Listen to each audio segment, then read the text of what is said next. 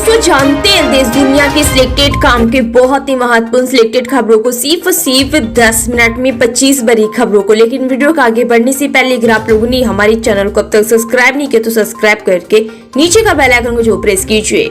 प्रधानमंत्री नरेंद्र मोदी ने कहा है कि 20-21वीं सदी के भारत की ओर बेहद उत्सुकता से देख रहा है। वोकल फॉर लोकल अब वास्तविकता में बदल रहा है। भारत आज विश्व का नया विनिर्माण केंद्र बन रहा है और आज यह केवल कार्यबल नहीं बल्कि विश्व शक्ति बन रहा है। भारतीय जनता पार्टी भाजपा अध्यक्ष जेपी नड्डा और केंद्रीय मंत्री जितेंद्र सिंह ने जम्मू कश्मीर के सियासी जिले में त्रिकुटा पहाड़ियों पर स्थित माता वैष्णो देवी मंदिर में पूजा अर्चना की। बिहार विधानसभा चुनाव को देखते हुए नेता प्रतिपक्ष तेजस्वी यादव अब आर्टिफिशियल इंटेलिजेंट एआई के माध्यम से सियासी हमला बोलने लगे हैं। तेजस्वी यादव ने मुख्यमंत्री नीतीश कुमार पर हमले के लिए एआई का सहारा लिया और एक मजेदार कार्टून मीम शेयर किया।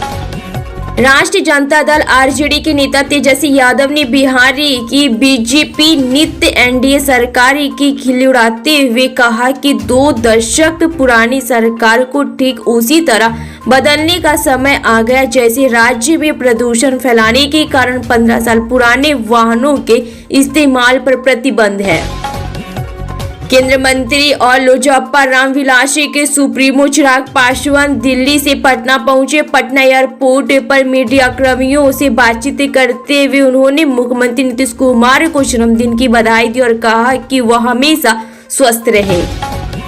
दिल्ली की महिलाओं के लिए एक बड़ी खुशखबरी सामने आ रही है। यहाँ मुख्यमंत्री रेखा गुप्ता अपनी सरकार का सबसे बड़ा वादा पूरा करने जा रही। सूत्रों के मुताबिक 8 मार्च को अंतर्राष्ट्रीय महिला दिवस के अवसर पर दिल्ली सरकार महिला समृद्धि योजना शुरू करने का ऐलान कर सकती है।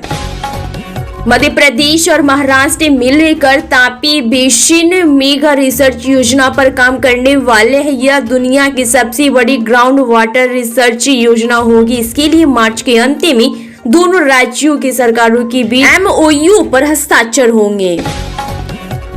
दिल्ली की महिलाओं के लिए खुशखबरी। बीजेपी सरकार ने सत्ता में आते ही महिला समृद्धि योजना का ऐलान कर दिया है। अब गरीब और जरूरतमंद महिलाओं को हर महीने 2500 की आर्थिक मदद मिलेगी।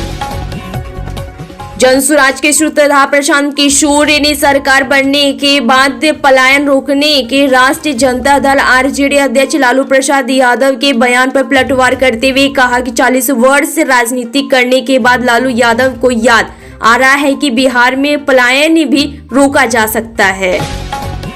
भोपाल में आम आदमी पार्टी के प्रदेश कार्यालय पर ताला लग गया है। दरअसल पार्टी का प्रदेश कार्यालय भोपाल के सुभाष नगर इलाके में किराए पर था, जिसका 3 महीने से किराया बकाया था। जम्मू कश्मीर के मुख्यमंत्री उमर अब्दुल्ला ने बिजली विभाग को यह सुनिश्चित करने का निर्देश दिया है कि रमजान के महीने में सहरी और इफ्तार के समय बिजली कटौती न हो। मुख्यमंत्री ने रविवार से शुरू हो रहे रमजान के महीने के लिए किए गए प्रतिबंधों की समीक्षा को लेकर एक उच्च स्तरीय बैठक की अध्यक्षता की। भारतीय जनता पार्टी बीजेपी की राज्य इकाइयों के चुनाव पूरा होने के बाद बीजेपी इसी महीने यानी मार्च में एक नए राष्ट्रीय अध्यक्ष को चुनने के लिए तैयार है। वैसे तो पार्टी अध्यक्ष का चयन जनवरी में ही होना था, लेकिन दिल्ली विधानसभा चुनाव और कई राज्य इकाइयों में लंबित चुनावों की वजह से इस प्रक्रिया को स्थगित कर दिया गया था। प्रधानमंत्री नरेंद्र मोदी ने कहा कि वोकल फॉर लोकल अभियान अब रंग ला रहा है, क्योंकि भारतीय उत्पाद वैश्विक हो रहे हैं और दुनिया भर में अपनी उपस्थिति दर्ज करा रहे हैं। उत्तर प्रदेश के उप मुख्यमंत्री केशव प्रसाद मौर्य झांसी पहुंचे। इसी दौरान उन्होंने समाजवादी पार्टी के राष्ट्रीय अध्यक्ष अखिलेश यादव पर जमकर जुबानी बोला। प्रधानमंत्री नरेंद्र मोदी ने नई दिल्ली के भारत मंडपम NXT सम्मेलन में शामिल हुए। इस दौरान उन्होंने कहा कि बीते 70 सालों में सही सरकारों के नेताओं से कुछ नहीं कहना है, लेकिन लुटियन जमात पर आश्चर्य होता है, खान मार्केट गैंग पर आश्चर्य हो रहा है। बिहार में जैसे जैसे चुनाव नजदीक आ रहा है, राजनीतिक सरगर्मियां तेज होती जा रही है। विपक्ष के नेता जहां दावा कर रहे हैं कि नीतीश कुमार इस चुनाव के बाद मुख्यमंत्री की कुर्सी पर नहीं बैठेंगे।